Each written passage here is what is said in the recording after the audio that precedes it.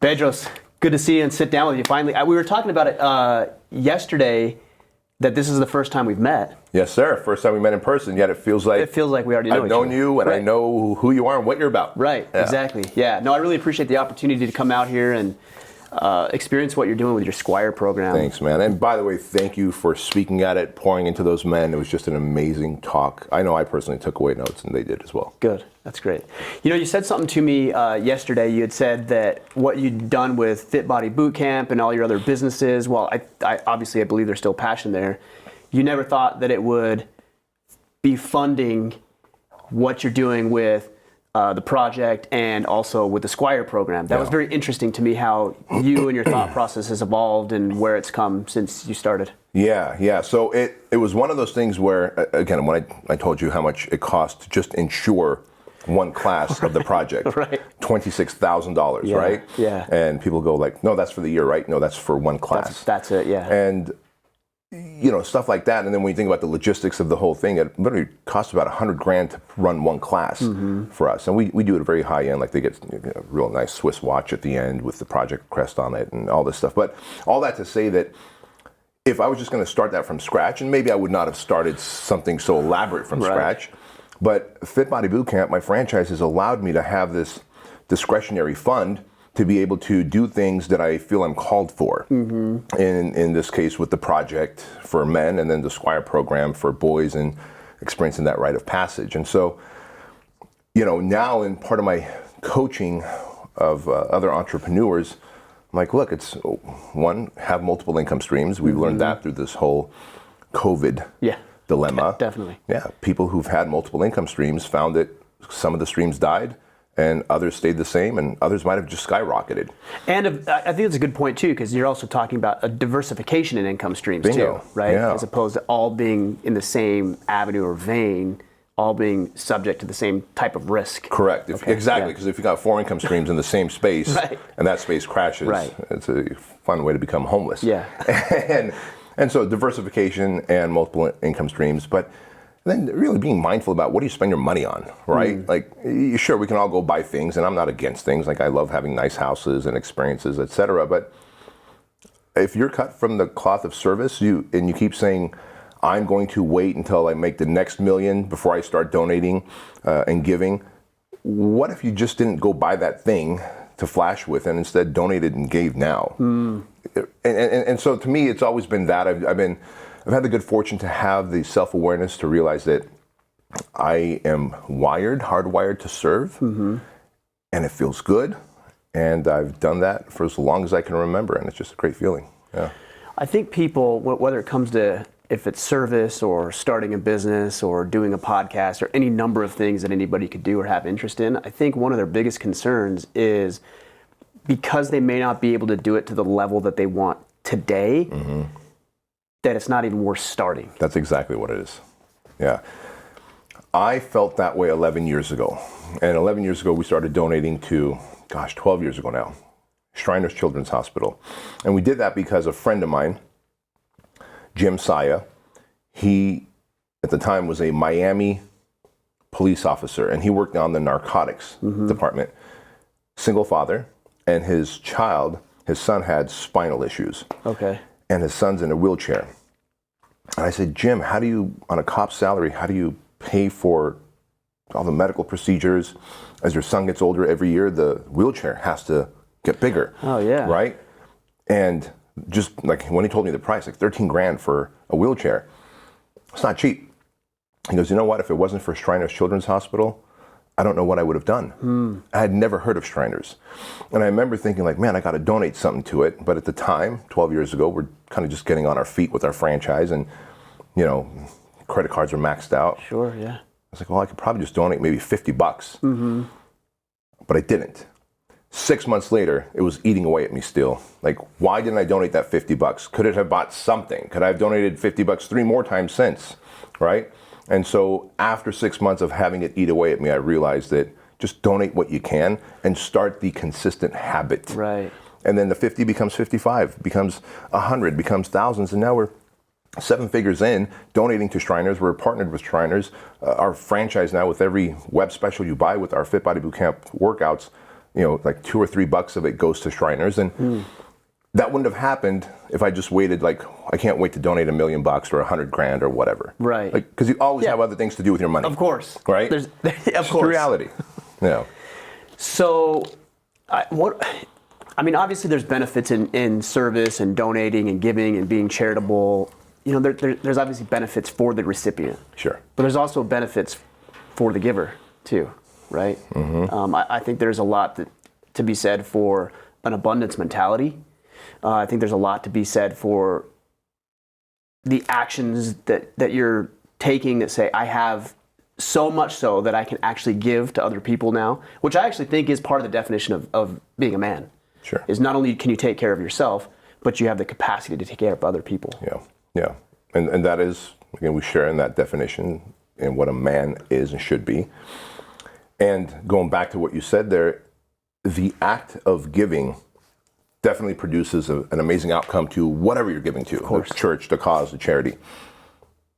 There's a selfish benefit to that as well, in that all men seek out significance and fulfillment. All humans have this desire for significance and fulfillment. In fact, at the project, we have the 4 F-bombs that, when they're in line, create the 5th F-bomb, which is faith, family, fitness, finance, fulfillment. If you have those 4 F-rocks or bombs in order, you're going to have a sense of fulfillment. And if you have a sense of fulfillment, you're not going to go out there doing stupid things, whether it's pornography, alcohol, drug abuse, infidelity. We starve for fulfillment, and we look for it in shallow wells because we haven't done the deep work to create it. And if we can create that, so part of that fulfillment is with your family. If you can donate a fund and go to Shriners Hospital, there's 23 of them now across Canada and US, to go and see exactly how your money gets used. And then to show your kid, man, imagine if my parents took me to a Shriners Hospital early on and like, look where our money's going, even if it was just $20. Right. I would have started donating, contributing, programming myself that not only do I need to make enough money for me and my family, now it's installed in my fiber that I must also give and serve a charity, a cause. Yeah. And so that is a very selfish thing. The feeling of having this significance and fulfillment saves us from doing acts of stupidity as men. It's funny, you use the term selfish, and it has a negative connotation to it, right? Like everybody thinks selfish, negative. But there has to be a little bit of selfishness in life, especially as you're trying to find fulfillment or purpose, meaning, significance, all these things you're talking about, because if you can't learn to take care of yourself, selfish with your time, your pursuits, your energy, then you'll never have the capacity to serve Shriners or your family or whatever cause or charity you may belong to or be interested in. Yeah, later today, when you get on an airplane, they are going to tell you right before you take off, they're going to tell you to be selfish in the event that the oxygen masks fall. Be selfish and put your mask on so that you can be a useful tool to the people around you who maybe can't or are panicking or need to be calmed down. But selfishness, you're right, it does have a real negative connotation. And I guess for the most part, when we say, hey, well, you're selfish, it's like, hey, you did for yourself before you did for others. But selfish is also, if your cup is full, let's have it overflow and serve others, right? I think where it takes on that negative tone is when it comes at the expense of other people. So Bingo. If we were to use your analogy of the masks, you put your mask on and then you never help anybody else with their mask. That's selfish. That's a problem. Well said. Well said. But that's what most people do, right? Is they will I'm put just their picturing own. that in my head right now. Some dude just puts it on and just chills. I'm good. Everybody's screaming. You're good? I'm good. Yeah. But no, I think that's what people do generally is we fall on one side of the equation or the spectrum is we either are so consumed with helping and serving and giving back and it comes at the expense of our own well-being, or we're overly selfish and we only take care of our own needs and never give back to other people. So there's got to be, I think, that balance in there. Yeah, that is true. That is true. I like that you talked about the 5th F-bomb, I think is what you called it, fulfillment. Yeah, fulfillment. Because I know a lot of men are dealing with not having fulfillment in their lives, and so they look for it in those shallow wells like you were talking about. Is there a place where you would suggest, so let me make sure I get this right, so faith, family, finances, and fitness, is there a place where you would suggest that a guy plug into? Like if you're going to start, do this, go here first, and Yes. then you can hit the other areas. Yeah. The easiest place to have a sense of control is in yourself. Like, you can decide what time you wake up. You decide what goes in your mouth. You decide how active you're going to be. Because you might say, well, if you focus on the finance rock or pillar, hey man, if we're in an economy like this, maybe your business isn't going to take off, and you're like, I'm not getting that sense of fulfillment now. But you can wake up and run. In fact, I saw your post. You're here in town. The gym is closed. Yeah. You had dumbbells and you did something there in your room on a towel. Right. Bam, knocked it out. That's a W. That's a sense of fulfillment. It's a small piece of fulfillment, which allows you to now stack another one on top. I do believe that the best place we can start is ourselves, because when you start feeling that sense of confidence by, look at that, I'm getting stronger. Oh my gosh, I'm getting faster. Holy crap, I'm not so self-conscious anymore because I lost my gut. My pants feel better. My clothes feel better. Like, you need that. And you stack those wins, you go, who else can I help and what else can I do? And now you're going to serve your spouse, you're going to serve your kids, you're going to serve your community, you're going to serve your team. But it all starts here. And I know that from firsthand experience, because when I wrote Man Up, and I know you've had me, this is my third time on your show, and I greatly appreciate that. We talked about it, that I was trying to lead a company, start a franchise, yet I was fat and out of shape. I wasn't sleeping well at night. All the things that I could control of me, I wasn't doing, yet I was trying to control them. What a hypocrite. Right. What a hypocrite. Right. And then how could you imagine how much I felt like an imposter? Yeah, and you can't be as effective. You know, it's funny you talk about that story. A mutual friend of ours, Andy Frisella, very much the same. You know, I think it was 3, 4, 5 years ago that we sat down for the first time, and he said almost identical to what you just said. Yeah. And that's when he started getting things back in check and dialed it in. And then he's since obviously helped tens, if not hundreds of thousands of people since that own personal transformation of the 75 hard. 75 hard. Yep. So I can certainly agree. You know, it's with funny that you say that. That's a great example, and shout out to Andy on this, because before he launched that, we were talking, and this is again when the world was, so this might have been like late 2017 or maybe 2018. This might have been 2018 we were talking. And he's like, hey, isn't it funny? You know, we're going to speak at a similar event, same event. And he goes, hey, I always know that, like, if I have a speaking gig that's coming up, as long as it's about 3 months away, I can get it. I can get in shape for it, and I can be prepared for it, and all this stuff, right? We're just shooting the breeze on that. And he goes, I think I'm going to create a program on that. And that was really? like, yeah. And I was like, dude, no kidding. And he had kind of talked about, here's kind of what it would look like. And it was so neat to see a year and a half go by, and then bam, 75 Hard was made. But it all great things start with the self. Like, the greatest work we can do is on ourself. And he was inspired to create 75 Hard because he saw the impact that change made on himself. Right. Like, where else can you start that would be creating a bigger impact than yourself? Because you're a walking, talking billboard that the product or service or the thing works. Yeah, and not only that, we can't make these decisions in a vacuum, right? So if you start to improve in one facet of your life, let's take fitness for example, how would that not impact positively other areas of your life? Of course it is.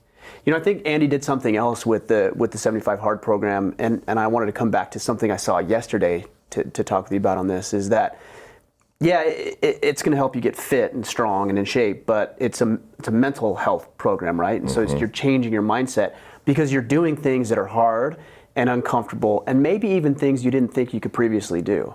So what's funny is we were at your Squire program yesterday, and there was a young man who had gotten in the ice bath. Yeah. And you and I were standing next to each other, and he was like, I can't. He said, he literally said, I can't do this. Tears in his eyes. He was cold, hyperventilating, like it was not going well.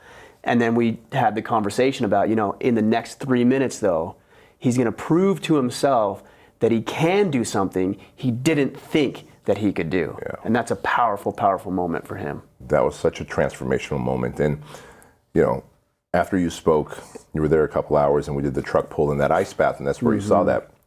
Last night at the graduation dinner, he, we like to get feedback from all of them. Like, what was their big takeaway? Sure, yeah. What would you want us to do something different? Can you just give us some feedback, right?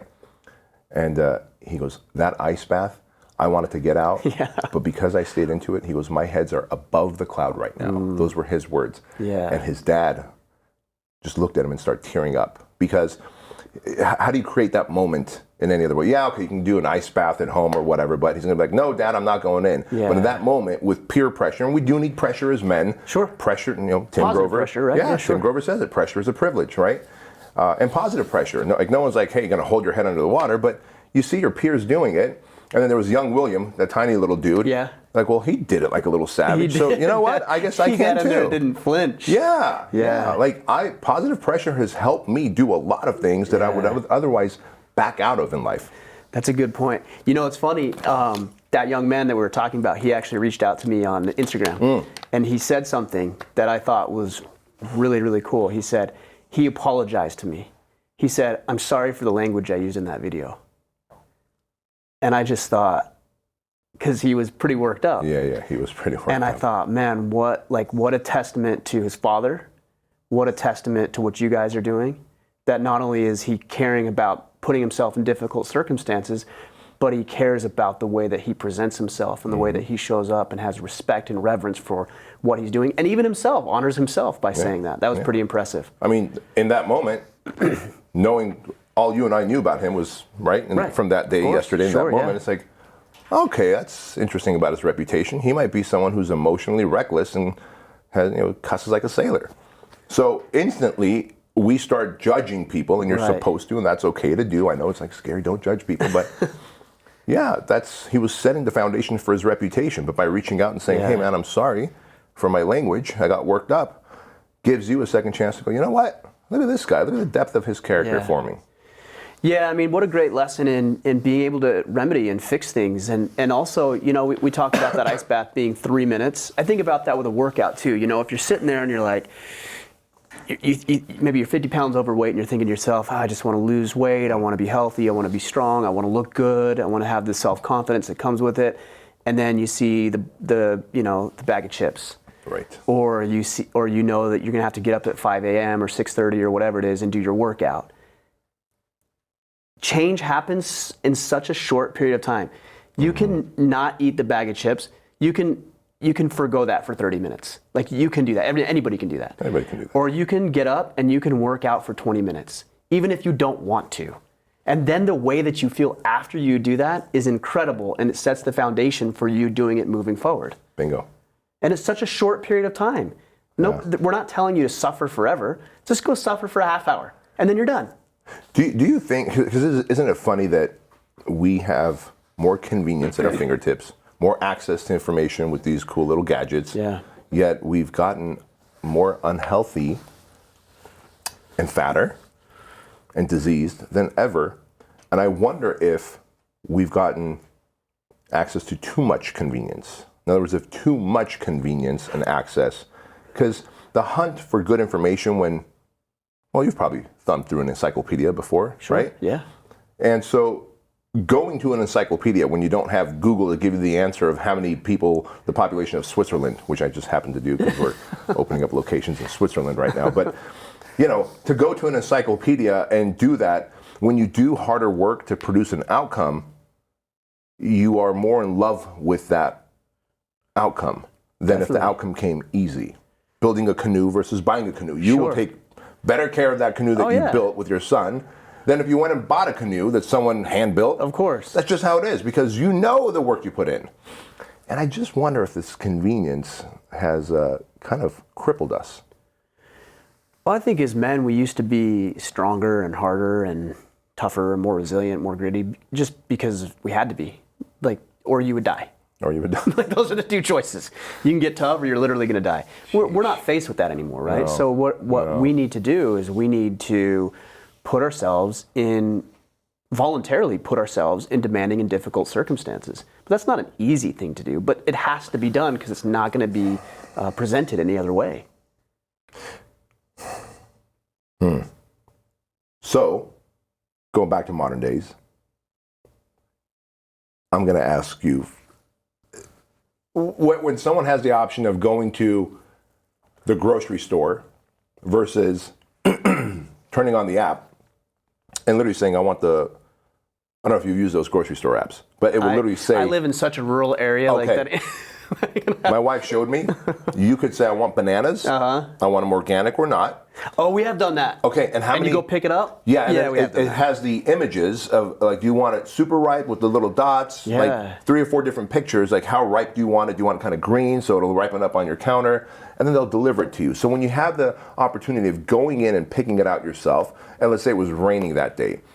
In other words, people, I think, when we didn't have the choice of this stuff, of technology and convenience, if it's thunderstorming and you're like, dang, my kid needs medication, you're going to have to go out in that thunderstorm and brave the weather and go into the store and get that thing. And when you come back and you take care of your kid, you're like, you know what? Doggone it, I'm a man. Right. Like, I braved some adversity there. Definitely. Versus, doggone it, I'm a man. I just ordered kids Tylenol that's going to show up in 4 minutes and I could track it where it is in my town. Yeah. Like, I don't feel manly if I were to You do that. wouldn't, and there's no pride in that. I'll give you another example. So we need a big electromagnetic pulse to happen, is we what do. I'm saying. Hey, look, that actually might, based on where we're at right now, that Amen. actually couldn't Oh be. my I don't God. know if that would be much worse than what we're. Anyways. Sheesh. So I'll give you another example. So my son, my oldest son, he's been into hunting. He's been on this hunting kick for a couple of years now, and we've tried to kill an animal, and it's just never come together. And so, to back up, there hasn't ever been a moment in my life, as my son has been in my life for 12 years now, since he was born, where he had pride at dinner.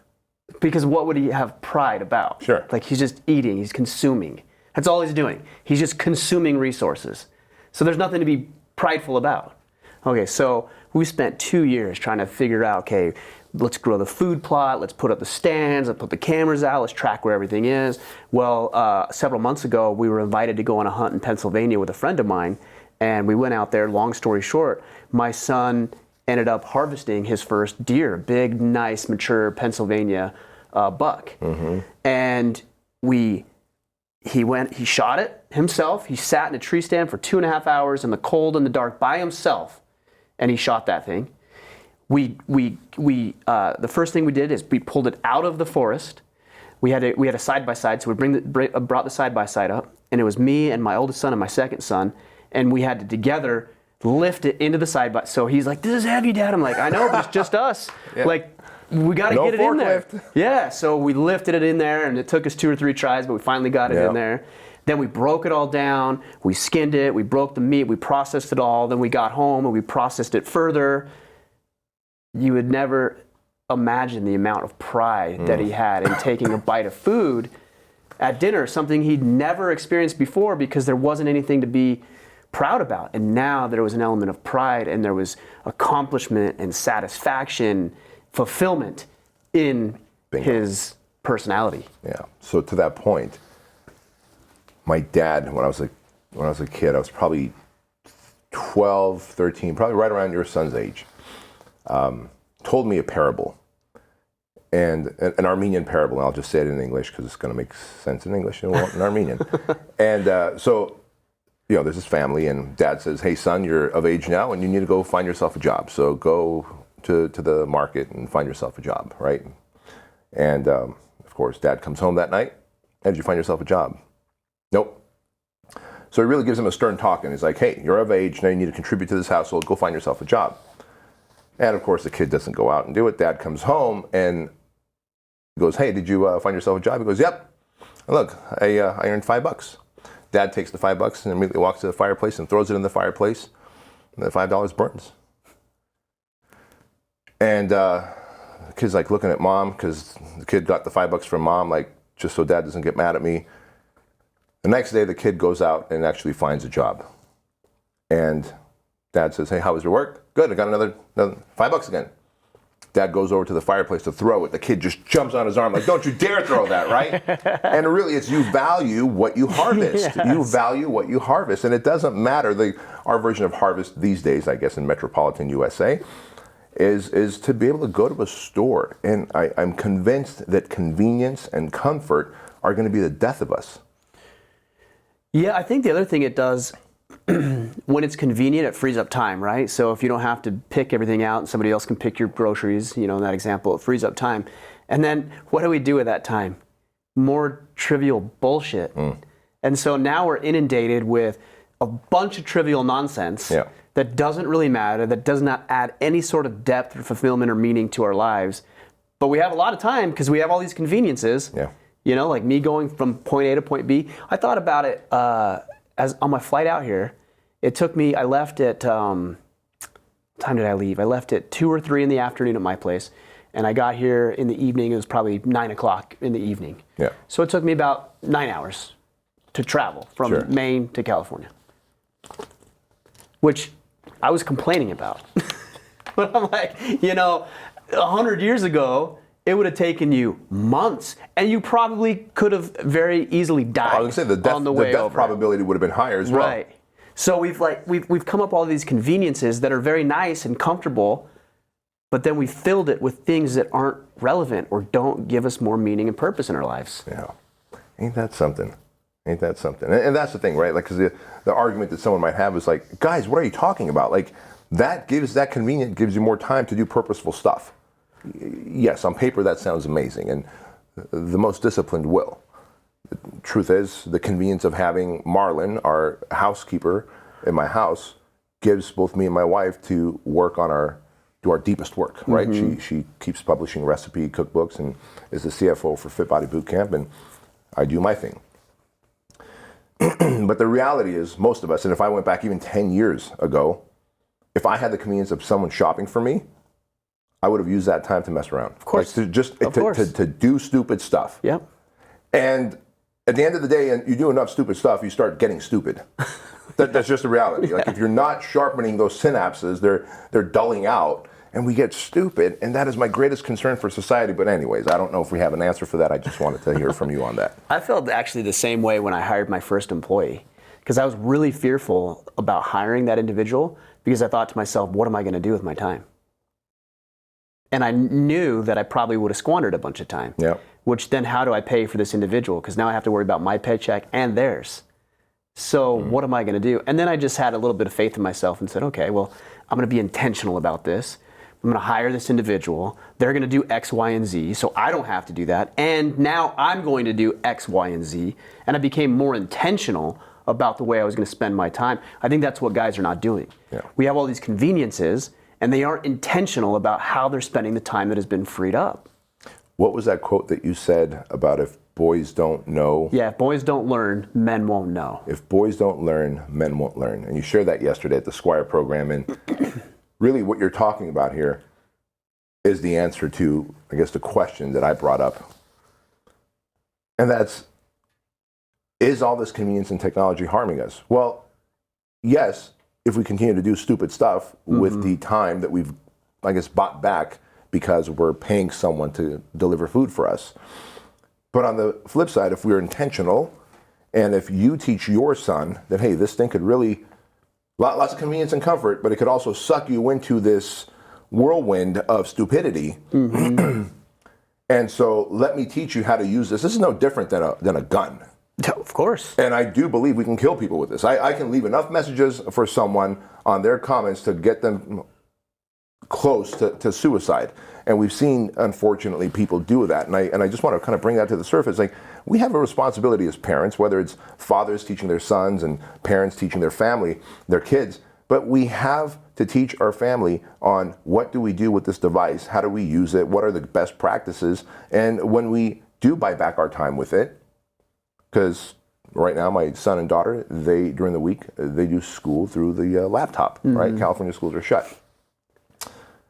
But they know that, hey, I'm going to go out there and do some activities, and I'm going to go skateboard, I'm going to go do this and play with the dog, and because given the opportunity, they would just screen suck. Right. But we've had those conversations, and my greatest fear is that not enough dads, parents, fathers, mothers are having those conversations, which are leading to the convenience and comfort factor creating stupidity. I think it's a misuse of a tool, right? I mean, that's just a tool. A gun's a tool. Gun's a tool. So the other day, I was down in the basement because that's where we're building our canoe that you were talking about. And do you have a strategy to get that thing out of there, by the way? I do, okay. Yeah. A lot of people are concerned with that. You flood the house. No, yeah. A lot of people were very, very concerned. Like, don't build a thing in the basement because how are you going to get it out of there? I've got a plan. All Good man. Yes, I've thought about that. 10 years ago, I would not have thought about that, but I've made enough dumb mistakes. When I saw that post, remember what you were going to say. Yeah. When I saw that post, I'm like, dude, if he's building a canoe in the basement, how's he going to get it out? Oh, I'm sure he's thought of it. Like, but if he hasn't, there is that infomercial. I forget the tape, the whatever gorilla tape or whatever tape, where the dude cuts the boat in half and then tapes it, and then tapes it, and then goes on the lake. I'm like, could you imagine Yeah. if I built that and then I had to cut it apart? Oh shoot! I would cut a hole in the wall before I cut that canoe apart. Yeah. That goes back to your message about the value of something that you've worked on. Right. I'll cut the hole in the wall. Yeah. Somebody else did that. Yeah. I built this. Yeah. I'm not messing up what me and my son did. Yeah. Well said. All right. Anyway, so we're down there. My son and I, my oldest son and I, are building the canoe, and we had to put these forms on, which is what holds the canoe. It's the skeletal structure as you build it, and you build the canoe around it. And we had to put these forms on there and hold a couple pieces of wood in place. And I said, all right, just hold it right there. And there was a screw that I had pre-drilled, and I got my drill and I drilled the screw in. And I said, just hold it while I drill it in. So he held it and I drilled it in. And then we went on to the other side. I'm like, okay, hold it the same thing. And I put my screwdriver down and I put it on his thumb, just messing with him. And he's like, whoa! And he got all afraid of it. And I said, that's actually a really interesting lesson. I said, this screwdriver, or this drill, is just a tool. It can either cause harm or it can cause what it is we want, the desired outcome, to screw this board in. It's all about how we use it. So if I caused you pain, did the tool change? He's like, no. No, the tool didn't change. The way we used it did. Mm-hmm. But that's social media, that's phones, that's a vehicle, that's a firearm. Mm-hmm. And it's even your own body and the way that you communicate. Right. Like the way that we communicate, for example, on this podcast is a tool for the betterment of other people, or we can use the words that we share to put people down, to knock people, to diminish what they're doing, to make them feel worse about themselves. That is a powerful statement, because as I was coming down the hill to pick you up from your hotel, one of my coaching clients left me a voice shot. Him specifically, I have him leave me a voice shot every Sunday. Just catch me up on your activities for the week. And he just kind of, so I broke my toe, and that really sucks because I have a boot on, but I got a coaching client. So he also does real estate coaching. I got a coaching client using that system that you taught me, and the Ignition program is going to work just fine. I'm really excited for that. And then, I'm having my business partner buy me out. Dude, it was so low tone, the voice shot. And I found my energy changing. And I'm not a woo-woo guy that goes out hugging trees and doing kumbaya, but I literally found starting to feel a little funk as I'm driving down the hill, listening to his voice shot. And let's just call him Mike. And I sent a voice shot back. I'm like, hey, Mike, man, great job on crushing it with that coaching client, getting a new coaching client. And I'm glad to hear that you guys are going to find a way to have your business partner buy you out. That's one more headache that you don't need, and you have now this big lump of money that you can live off of as you build your coaching business. And so sorry to hear about your toe, but can I ask who died? Because it seems like you're just so low energy, low tone. If it's from your toe, then my gosh, what happens if you break a knee? What happens if you, right? I said, just so you know, how you show up in your tonality matters. And then I ended up recommending a book to him. The book's called Choose Your People. Sadly, it's out of print, but if anyone does a Google search, it talks about all the different tones that people show up with and how they're perceived based on their tonality. Right. So if you're super enthusiastic and whatever, hey, you might come off, there's a level of enthusiasm that if you surpass, you might come off as a untrustworthy person.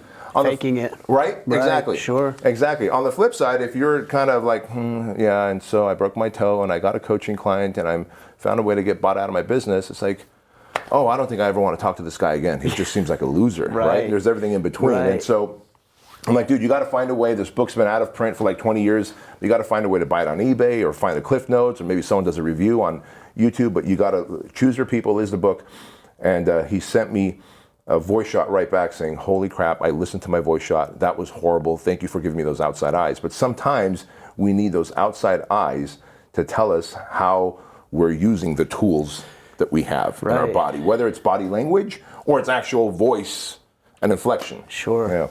Yeah. Ray brought up a good point in the program yesterday with the question he asked about how do we help and serve other people. And I talked about the experience that I saw him interact with one of the young men there. Mm-hmm. And, I think as leaders, we need to use the tool of our voices and our presence and the way we communicate effectively, but we need to also change them based on what we see in other people, right? Reading the room. Like, does this person need me to be energetic, enthusiastic, or do they need me to be a little bit more firm than maybe normally I would? Or do they need my empathy and compassion and understanding and caring at this point? Like, I think we have to do a better job at figuring out what people need so that we can use our tool to be able to more effectively help them for what they're after. Amen.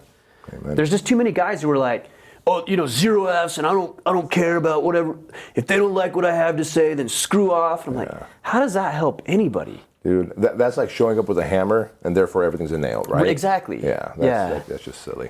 But I think that is a big problem, is a lot of arrogance and ego in society today too, and a lot of hurt feelings, right? That if somebody disagrees with me, then they take that personally. They feel like they're under attack just because somebody sent them a voicemail and said, hey, you sound really tired and low energy today. Most people would probably be offended by that. Doesn't sound like he was, but a lot of people would probably be offended by that. You're right. And again, that's a byproduct of the culture that we've created, because as men, we've stopped asking for feedback. We've stopped asking for brutally honest course correction, because you would only ask that of people that you trust and respect. Yeah. And there used to be a time that there was plenty of people you could trust and respect. Like these days, it's hard to find someone you could trust and respect, and then to even have the confidence or to be taught as a young man that, hey, son, when you when you find someone that you trust and respect, it's okay to ask for brutally honest feedback, and just listen. Don't wait to talk. Just listen, and don't defend yourself, because someone just might be able to give you feedback with their outside eyes that you have not even seen and have not experienced. My first mentor, Jim Franco, did that to me. Of course, he did it in a very harsh way. He was 60-something years old. This was about 20 years ago. I was a personal trainer. He was my personal training client. And then I had enough gumption to ask him for a loan to start my first personal training studio. And he goes, well, if I'm going to loan you money, I'm going to be your business partner. If I'm going to be your business partner, I'm going to start teaching you how to live your life with structure, et cetera. I'm like, shoot, all right, great. Even better. Yeah, but being from the East Coast and also being from a very different generation, the feedback was direct. And I found myself, like the first year, constantly like, wait, Jim, but the reason I did that, right? He's like, and he would call me kid. He's like, kid, just shut up and listen. And I would shut up, but I wouldn't listen. Then I started defending him, in your head, creating defense in my head. Sure. I wasted that first year of, I guess, mentorship, that relationship, because I would then go away with a pout. I never showed him because he wasn't going to buy it anyway. But I would go away as a young man with a pout. And so that was probably in my early, mid-20s, 24, 25, 26. And I remember after about a year, I realized, like, does this guy have any intention towards me? He probably doesn't. He's loaned me money, and he's become my business partner, and he's trying to make me better so that he can make more money and I can make more money and we can help more people. What if I actually took his advice and didn't try and defend it? Yeah. But it took a whole year to get there, man. What was the catalyst, though, for that change? Like, were you not experiencing the results that you want? Why did you come to that conclusion that maybe you're going about this differently? Well, I would like to say that I came to that conclusion because I evolved into a better person. Yeah. But he was like, hey, I think I want to leave our partnership and you can just pay me back over time. I was like, whoa. Why do you want to leave our partnership? He's like, it seems like every time I try and coach you, mentor you, give you feedback, you're not there. You're not taking it. You're not taking it. You're defending yourself. And I was like, oh, okay. And that, I had a fear of losing him because I truly felt, and now I understand when young entrepreneurs are like, man, if I could just have you as a business partner, if I could just have you as a coach, a mentor, you do feel like when you don't have a track record of success in a space, in business, let's say, in my world, having someone who's been there and done that multiple times over does give you the sense of confidence. You're almost renting their confidence. Sure. You're leasing their confidence. Sure. And you certainly have access to their brain trust, right? Especially if they're loaning you money or chose to be your mentor or business partner. Yet I was using his money, but I wouldn't want to take his advice. Or when I would want to always defend myself first. And he was just like, dude, I'm done. Like, I saw something in my personal trainer and I wanted to help him, but I realized you're not, and this, he taught me this term. He goes, you're not listening, you're waiting to talk. And there's a difference there. I was like, oh, shoot. And so the second year, of course, I'm like, hey, man, if you give me a second chance, just give me another chance. I don't want to lose you as a business partner. I'm pretty sure I'll just tank this business on my own. And the fear of losing him as a business partner is what got me to turn that corner and realize he's got no malintent. All he wants to do is level me up and get me to where he is, Right. probably 20 years faster. Maybe he didn't tell me those things. And maybe had he told me, like, look, B, I'm going to give you feedback. I love you, and I have no bad intentions towards you. I'm going to give you feedback. It's going to hurt. But if you just listen and don't wait to talk and accept the feedback and go just think deeply on it and then apply it to your life, you will achieve success a decade, possibly 2 decades before me. Holy crap, right? So he didn't say that. Right. But imagine if I just had enough wherewithal to be like, this guy. So it took me a whole year, and it took the threat of him leaving, basically. Yeah, I think that's a good lesson, though. You got to have consequences. Like, we live in a society right now, I think we want to strip ourselves of any consequence, right? Oh, if anything bad happens in your marriage, get out, leave, divorce. Bankruptcy, you get into too much debt, just bankruptcy, it'll be fine, no big deal, that's why it's there. Like, whatever could go wrong, we've built in, even with COVID. Oh yeah, you haven't saved up any money, we'll send you checks. It's okay, we're gonna send you checks. Yeah. These things where we're trying to strip people away, or strip consequences away from people's decisions is not gonna serve us well in the long term. We've built ripcords into everything, into a marriage, into all types of relationships, where we could pull the ripcord and file the bankruptcy, pull the ripcord and file the divorce, and pull the ripcord and name the outcome. Where if the ripcord wasn't there, and you have to, like if someone says, Ryan's gonna be your only business partner, or your only friend who's gonna have your back in life, like you can't get another person, you can't have an army of 10.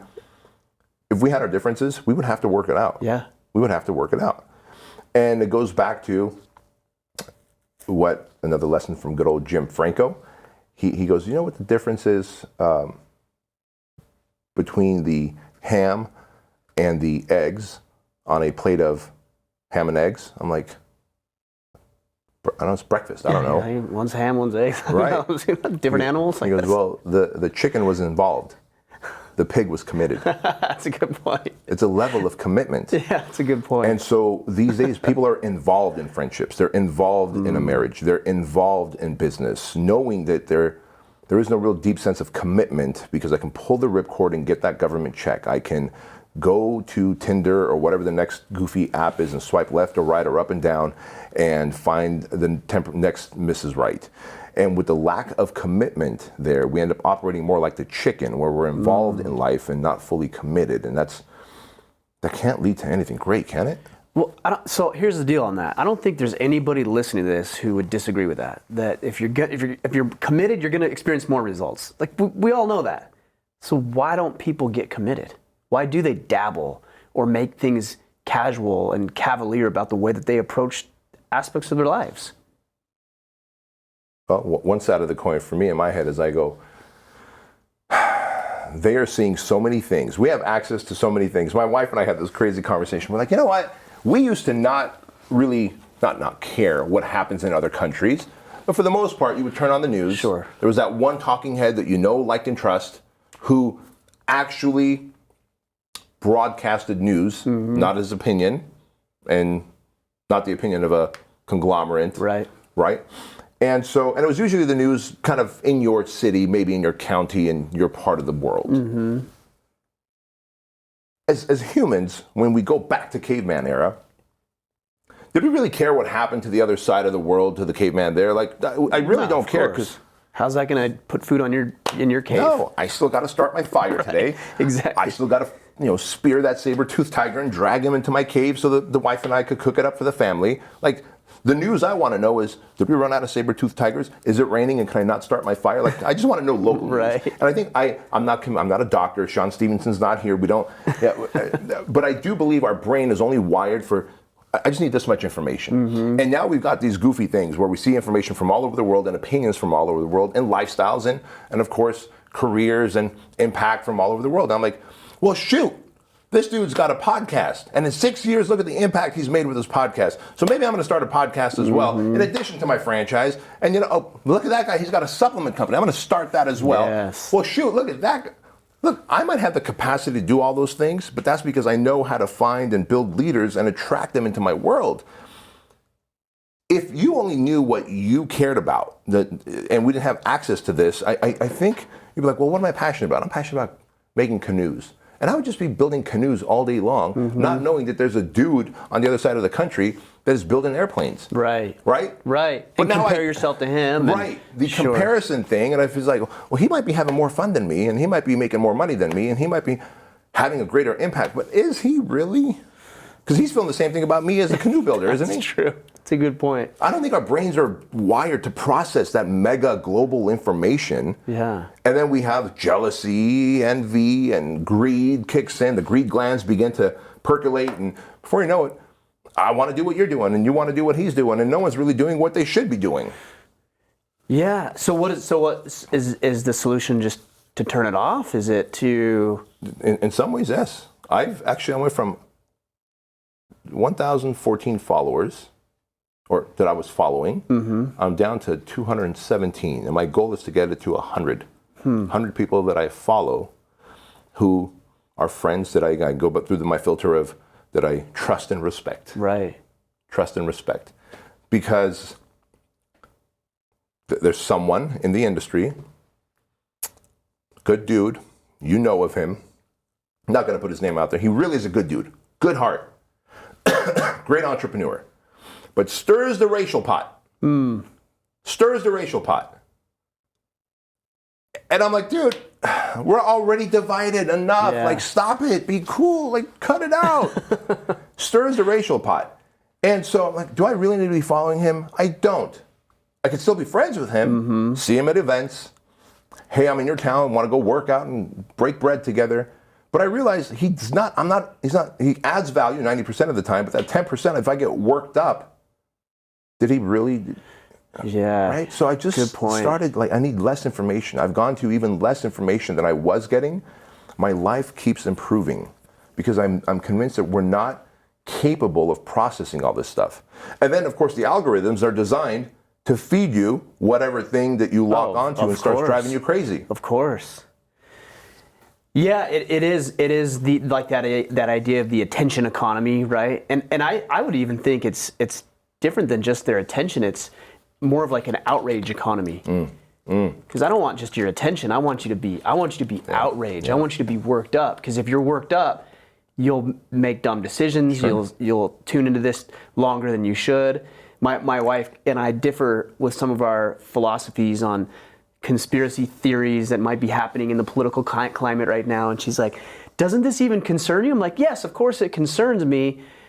But I'm not looking for entertainment. I said, I think that's what you might be looking. You might be looking to be entertained. And she's like, yeah, it's entertaining. And I said, and that's fine. I'm not going to get my entertainment that way. Like I'm worried about something else. Yeah. And so we have these types of discussions. But yeah, I think the goal of the media and the news outlets and social media accounts and whoever it is you're referring to, it's like, let me get you worked up and outraged because then you're mine.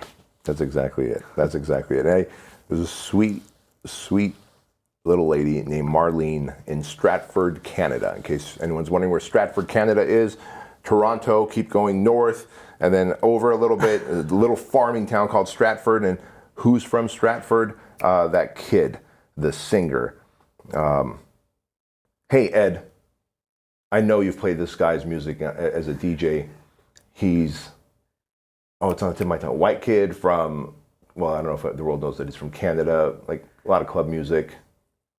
He's like a modern day Vanilla Ice looking dude. If you think of it, throw the name out. But very, very famous. Okay. Very, very famous kid. And from Stratford. Yes. Marlene Ballantyne is the mother of Craig Ballantyne, my business partner in the Empire Mastermind. Yeah. And so I send her boxes of the True Lean wellness shots. And she'll send me an email. Dear Bedros, I see what's going on there in the United States. I'm very concerned for you guys. If Trump goes back into power, Like, Marlene, thank you so much. I love you and I appreciate you, right? And another box shows up. Dear Bedros, here's what I hear. There's fires in Chino Hills. Are you?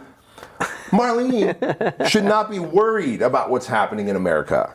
You're in Canada, in Stratford. That little, this poor little lady does not need to worry herself about that. And I think our brains aren't designed for that. So going back to what you said, I realized as you're saying that, I'm like, oh my God, maybe it's just a form of entertainment for her.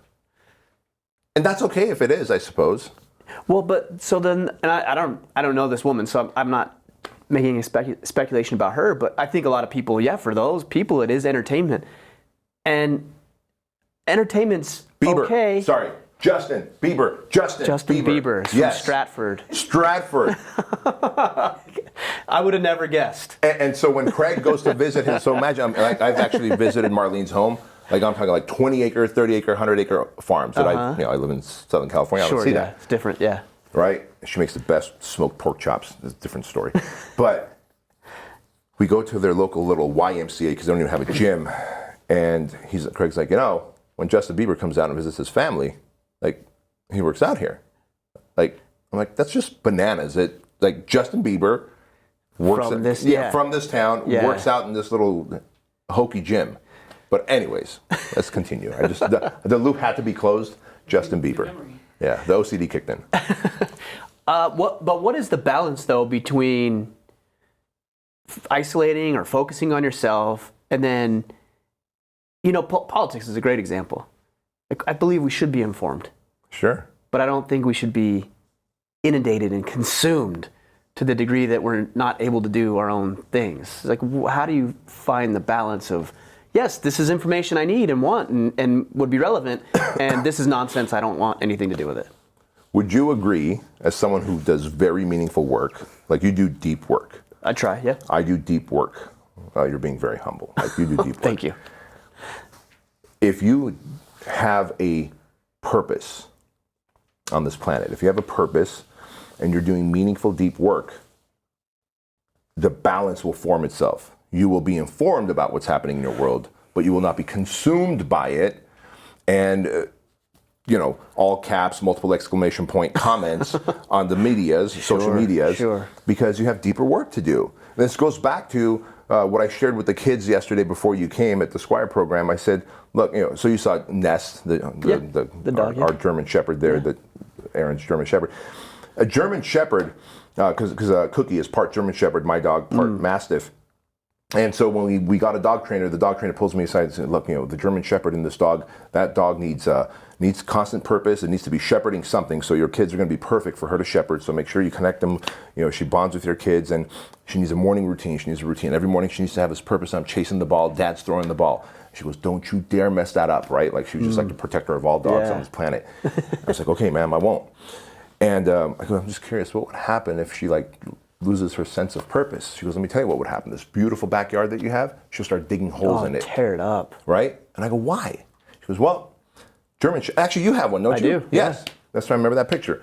So you know this, as if they don't have a sense of purpose and little children that they're shepherding, they begin to get anxious and depressed. And in the absence of purpose or meaning, they begin to dig holes to give themselves something to do. Yes. Meaning. We were talking about that, about the beach. Yes. Remember when I said that about the beach? We need purpose. And that's right. Your strategy, show up with the shovel. I love that, because now you've got a sense of purpose. Because men, that's funny. Yeah, we're not going to want to just lay there. But that's exactly it. And so if someone is doing their deepest, most meaningful work, they're not going to start digging holes in their life. One of those ways of digging holes is just going on there on social media and screen sucking and being part of this conspiracy theory and being part of the whatever. And that's the loss of balance. I want to know about government. I want to know about politics, but not to the point where it's become my purpose. Right. Unless I'm going to be president or the mayor or whatever. Sure. Yeah. That's a good point, and it reminds me, I guess I can look at events or social media posts or conversations through as a litmus test. Let me say it this way. My purpose is a litmus test for what else is relevant to me. So I might see a post or connect with somebody and say, yes, this is relevant. For example, coming out here from Maine to California was relevant to my purpose and to what I want to accomplish. And so that's the litmus test. If I was invited to Kentucky to whatever, do something else, then maybe it wasn't in alignment with what I'm after. And so I would decline that opportunity. But the same thing with social media is like we get inundated and entertained, and how is this relevant to your life and what you want to accomplish? If it is, good, do it. If it isn't, maybe you ought to find something that's a little bit more relevant for you. Yeah, but I am convinced that it's exactly that. It becomes a filler for meaning and purpose hopefully until you find your purpose and meaning. And those who don't, then they're just going to keep going from, it might be pornography, it might be food, it might be alcohol, it might be drugs, it might be just screen sucking. And because it delivers this false sense of productivity, like I'm doing something good for my country, for my community. Are you? Or are you really letting your family down because now at the dinner table, you're spewing fear and conspiracy at the table, and really your kid's like, oh my God. Like, I remember, the true story, class 05 of the project. I don't know if you saw the axes that were hanging there I on did. the wall. Yeah, I asked about them, so yeah. Okay, one of the white axe. Yeah, I saw the white one. Yeah, class 05, we had a gentleman pass away. And, when that happens, obviously, there's legal issues that arise, right? And so my family, my son's 15 years old, he knows this happened, and we're in the hot tub together, and he hears me and Mom talking about it. He goes, hey, Dad, are we going to be okay? I go, in what way, bud? He was like, financially, are we going to be okay? Like, are we going to be able to live here? Are we going to be able to keep our business? Like, you know what, dude? That's a really good question. And that was another reminder to me that little ears are listening. Well, in his case, he's a big dude now, but bigger ears are listening, right?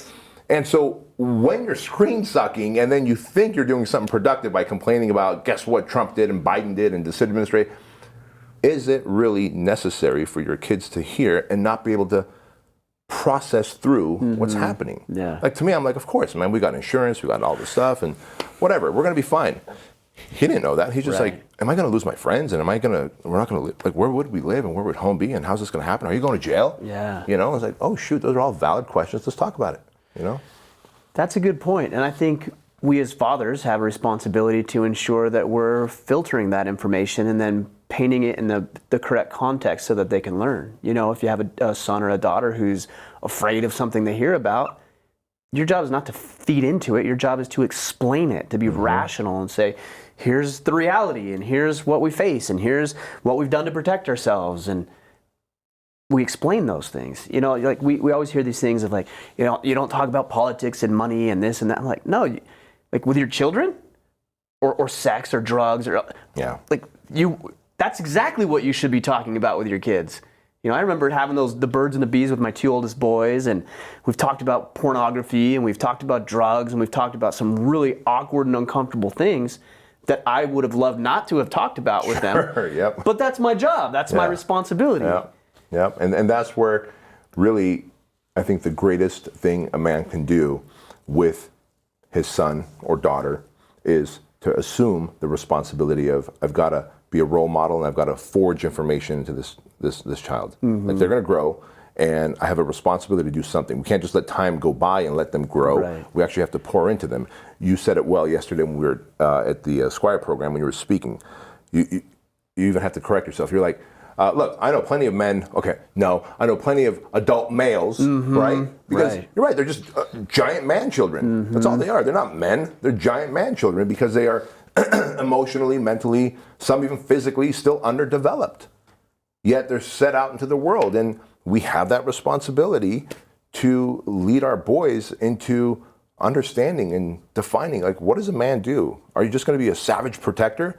Guess what? You're going to miss out on a very important part of life where you have to be gentle and soft with your kids and your spouse. So, you could also be a savage servant. You could also be a protector and a provider. You could also be willing to be vulnerable. And if the dads don't teach the sons, goes back to that quote you said that if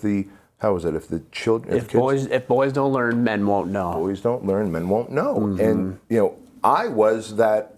Actually, we share this in common. I learned way later in life all this stuff, and I was like, the hell if my kid's going to learn in his late 20s and 30s. And the first book that I got that changed my kind of paradigm on that was Raising a Modern Day Knight.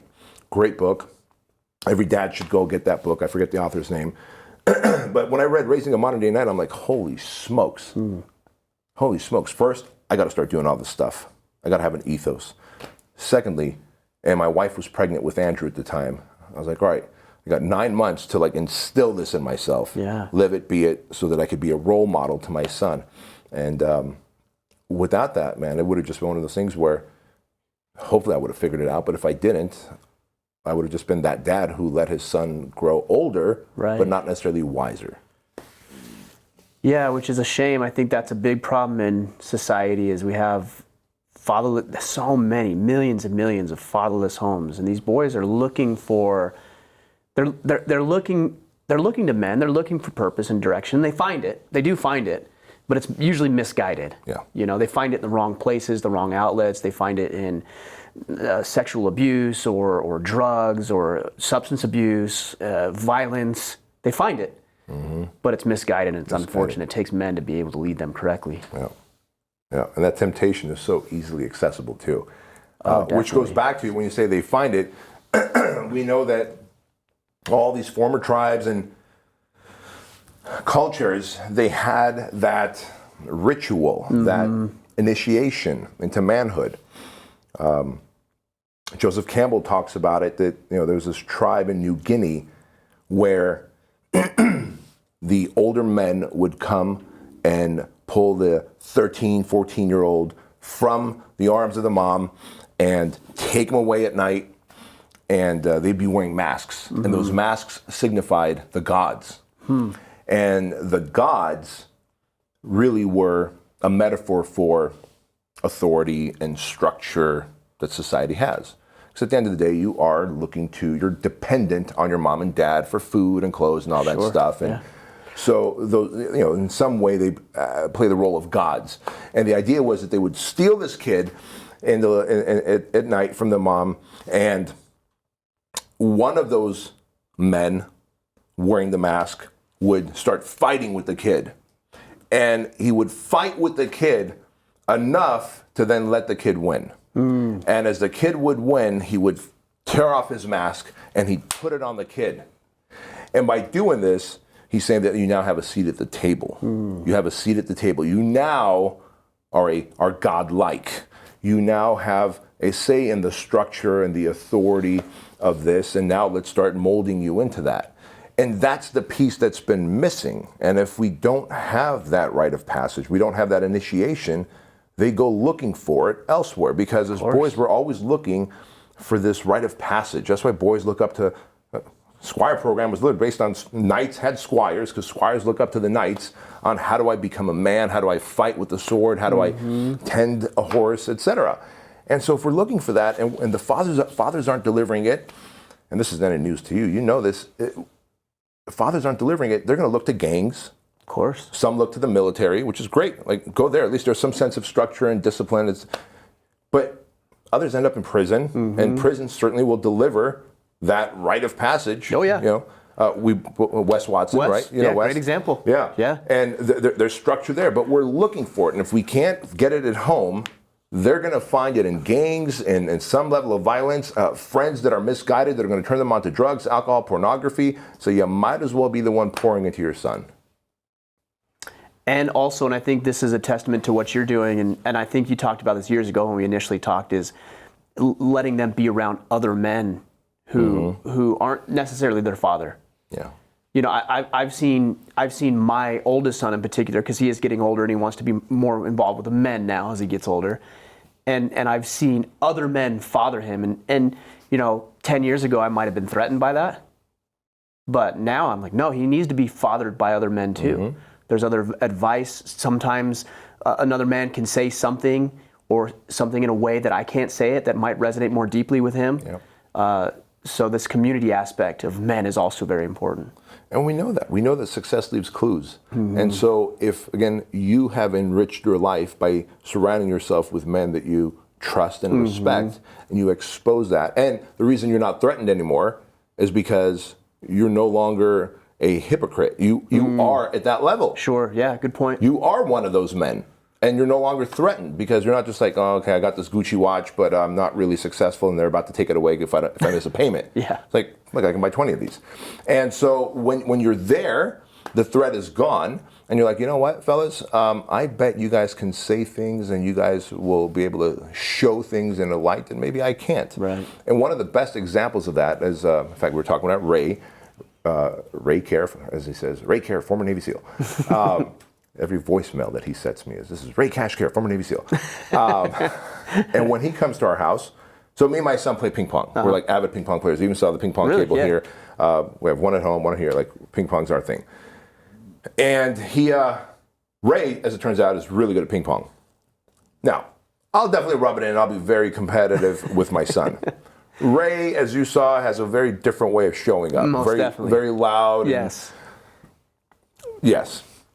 And so when he plays Andrew, and he's just like yelling at him and cussing at him, and I'm like, this is good. It is good. I need Ray's influence on my son because the world is full of very aggressive people like that. And so my son, after, now it's been a couple of years that he knows Ray, and Ray comes over every Thanksgiving and, 5 times a year during the project. And now I see Andrew delivering that back to him. Yes. His wit has become more trailer park, which is great, in line with Ray's. And I love that. And it is a, you know what it is, man? We are like rocks. I see that, like we're like rocks, these little jagged rocks. And I jump in a bag, and then my son's born, and then, maybe I have a friend that I trust, and you come in there, and someone starts shaking up. So now it's like all these men in here, and we start shaking up the bag. And as all these men interact together of like-mindedness, we end up smoothing out each other's jagged edges, don't we? Yeah. And you might give me an insight on this part of life, and Ray gives me insight on that part of life, and Matt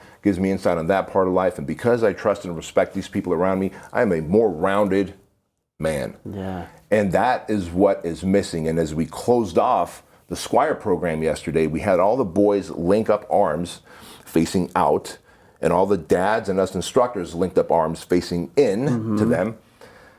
And I said, boys, this is what you're looking for in life. Like, you're looking for boys like this who will face in and call you out and give you feedback. Now I said, dads, now turn around, link up again with your back to the boys. I said, boys, looks like we might have our back to you. We've turned our back on you. We haven't.